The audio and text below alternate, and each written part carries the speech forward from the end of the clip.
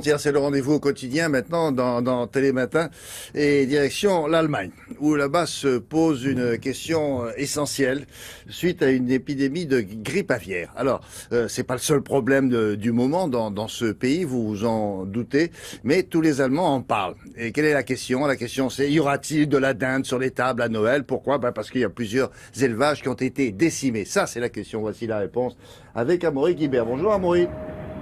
Bonjour William, bonjour à tous. Et la question c'est de savoir si ces craintes sont vraiment justifiées. Peut-être que oui, car en matière de grippe aviaire, le problème c'est qu'on ne sait jamais comment l'épidémie va se propager. Le virus est très virulent, il est cette année de souche H5N8. Il nous vient de Russie et de Mongolie, il est arrivé avec des oiseaux migrateurs ici en Allemagne. D'abord au nord, dans la région du Mecklembourg-Poméranie occidentale, et puis en Basse-Saxe à l'ouest et aussi tout au sud sur les rives du lac de Constance. Et c'est bien ça qui inquiète les spécialistes, que le virus soit présent dans des régions aussi éloignées montre qu'il se propage très vite. Et cela suscite aussi beaucoup d'inquiétude chez les éleveurs de volailles allemands.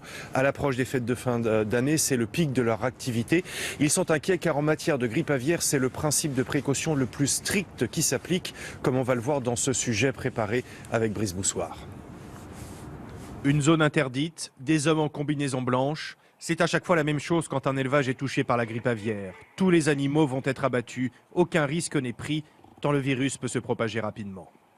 Dans le nord de l'Allemagne, les services vétérinaires sont sur le qui-vive.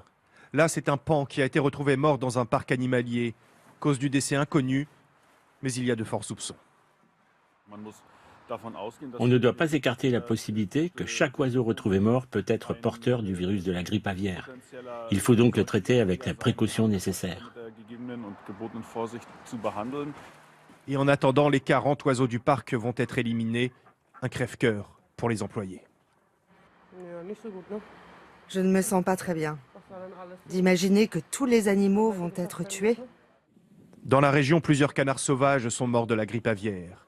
Alors tous les éleveurs de volailles doivent désormais confiner leurs animaux et des tests sont réalisés régulièrement. En règle générale, les poules d'élevage sont en contact avec le milieu naturel. Elles peuvent sortir, aller au bord de l'eau. Elles sont souvent nourries dehors, là où se trouvent les sources d'infection. Cet éleveur tient tout de même à préserver un peu de confort pour ses poules. Je suis en train de construire un toit pour qu'elles puissent continuer à aller à l'air libre. Mais ailleurs, certains ont décidé de prendre les devants.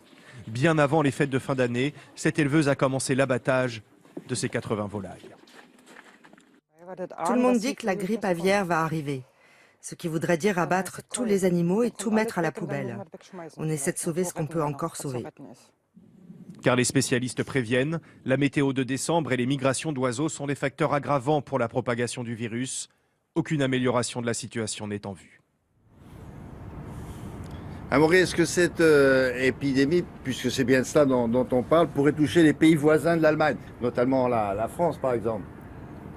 Il y a des pays voisins de l'Allemagne qui sont déjà touchés, William. Je pense à la Pologne, à l'Autriche, à la Suisse ou à la Hongrie. En tout, une dizaine de pays européens ont relevé la présence sur leur sol du virus de la grippe aviaire. La France, elle, n'est pas encore touchée, mais la France est vraiment en état d'alerte maximale.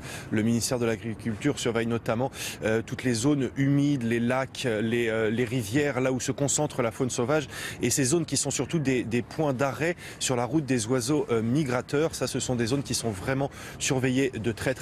Et les éleveurs français, eux, eh bien, ils surveillent ça aussi de très près, parce qu'ils ont tous en tête ce qui s'est passé l'année dernière. Il y avait un élevage de Dordogne qui avait été touché par la grippe aviaire, et le résultat, c'est que tous les canards du sud-ouest avaient dû être éliminés. Je me souviens de ça aussi.